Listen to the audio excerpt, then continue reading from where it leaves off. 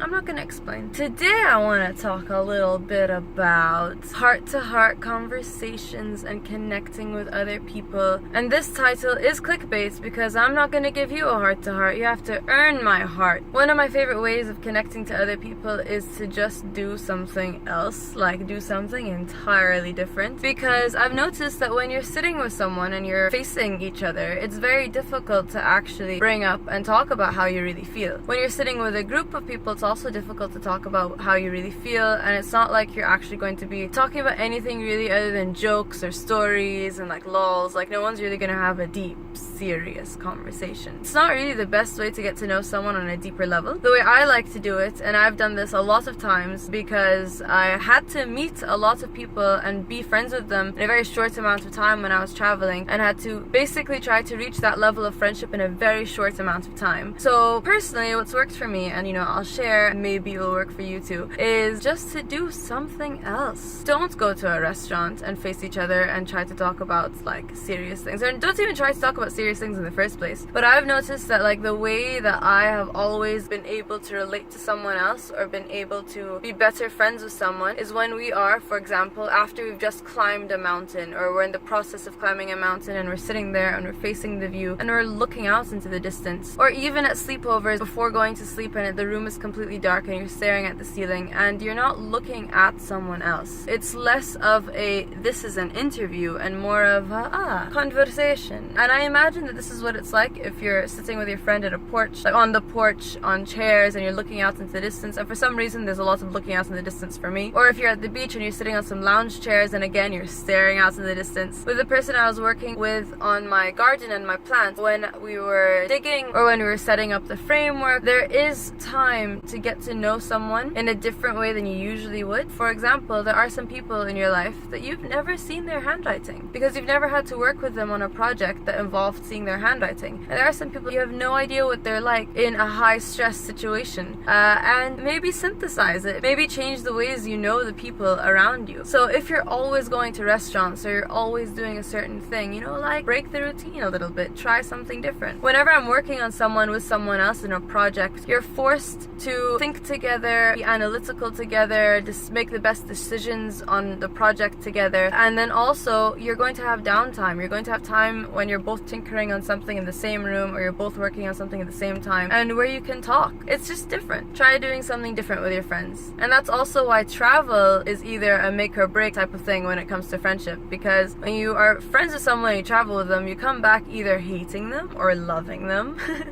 And you really get to know someone when you're with them for that amount of time. But to synthesize it quickly, I would say do something together. Look at something beautiful, as in scenery. Try to change the ways in which you know your friends and your family, including your parents, your grandparents, your siblings, because we've all eaten at the same restaurant before. We haven't all gone kayaking together. We haven't all climbed a mountain together. We haven't all worked on a woodworking project together. We haven't all dug a hole together.